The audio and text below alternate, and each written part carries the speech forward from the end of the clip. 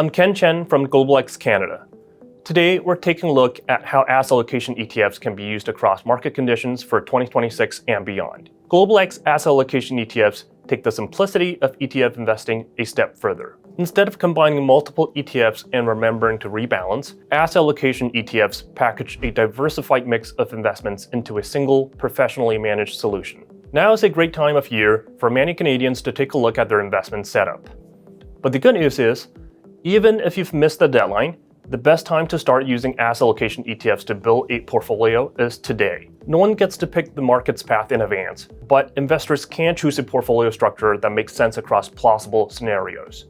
Then stay invested long enough to let compounding within a product such as RSP do its job. A useful way to think about portfolio design is to stress test your preference against some hypothetical outcomes. Here's a look at 3 scenarios which cover a range of possible market conditions. In 2025, markets reached new highs. What if that continued in 2026? What if we saw resilient growth, the benefit of artificial intelligence investment, and broadening equity participation across markets? In that case, equities would be a place to be invested in. And all equity portfolios are typically positioned to capture more upside, but with greater exposure to volatility along the way. In GlobalX's lineup, the lightly leveraged, equity-focused options are positioned for investors with a more bullish view who want to maximize equity exposure. For investors who want a bullish outlook, lightly levered asset allocation funds may offer an alternative way of amplifying return potential. HEQL provides exposure focused on market beta, while EQCL may be considered by those with an income-oriented preference, with monthly distributions. HEQL aims for enhanced long-term capital growth by investing in ETFs that offer exposure to a globally diversified equity portfolio. HEQL also uses leverage through cash borrowing, targeting a leverage ratio of about 125%. EQCL aims to provide high income and long-term capital growth by investing in ETFs offering globally diversified equity exposure. It also uses a dynamic covered call writing program to generate premiums and employs leverage, within set limits, targeting a leverage ratio of about 125%. Sideways markets are also considered periods of volatility.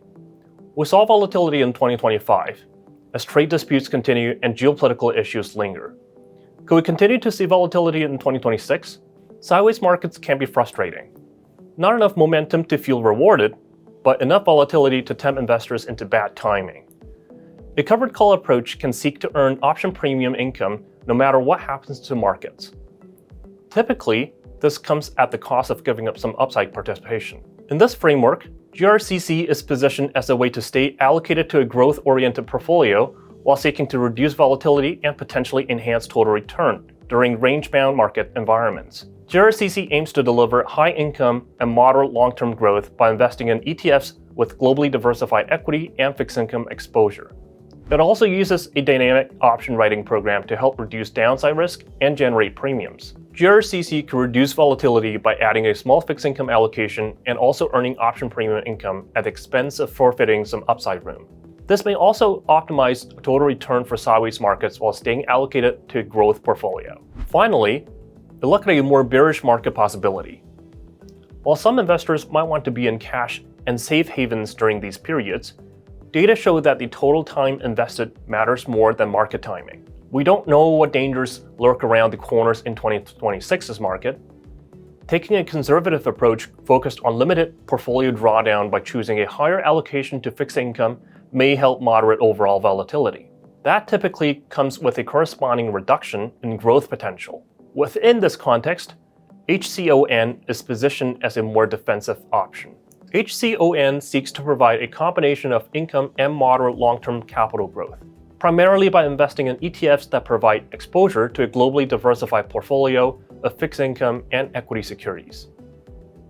HCON provides a heavy allocation to fixed income to help reduce portfolio volatility and avoid potential drawdowns.